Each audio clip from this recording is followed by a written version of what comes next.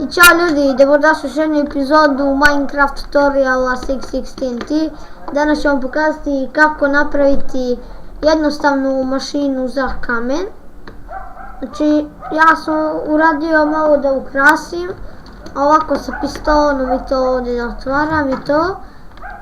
A vi možete samo ovako staviti sa, znači ne možete ovako ostavljati, nego ćete morati da napravite ovako nešto da vam ide voda i lava jedno u drugo, evo odavde i odavde, znači ne možete vi to stavljati sa kofama, nego morate to samo ide jedno u drugo.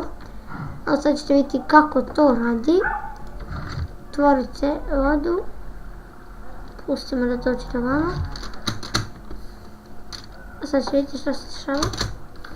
Evo vidite, dole već ide kamen. Evo vidite još kamena. Sada vi stavite ovdje negdje još malo ovako. I ovako ide. Evo vidite, samo se stvara kamen. A kada bi vi stavili samo ovako, kada bi samo stavili onda vam se stvori obsidijan. A ovako se stvara kamen. Evo još jednom da vidite. Evo, znači sve tu ide.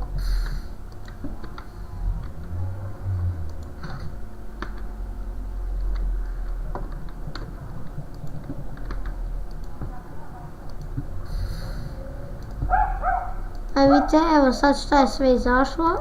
Znači evo ovoliko kamena smo stvorili. Sada vi samo pustite lavu da vam krene. Pustite vodu, evo pokupite prvo sav ovaj kamen.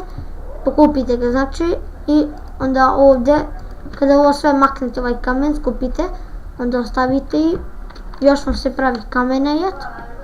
Znači ništa nije teško za pravljeno. Kada bi vi sad stavili evo ovako ovdje, evo onda izađe i obsidijan i kamen, ali više izađe obsidijana. I ljudi, to je bilo to što se tiče ove epizode i hvala vam što ste gledali ovaj video, vidimo se vrlo uskoro. Ćao!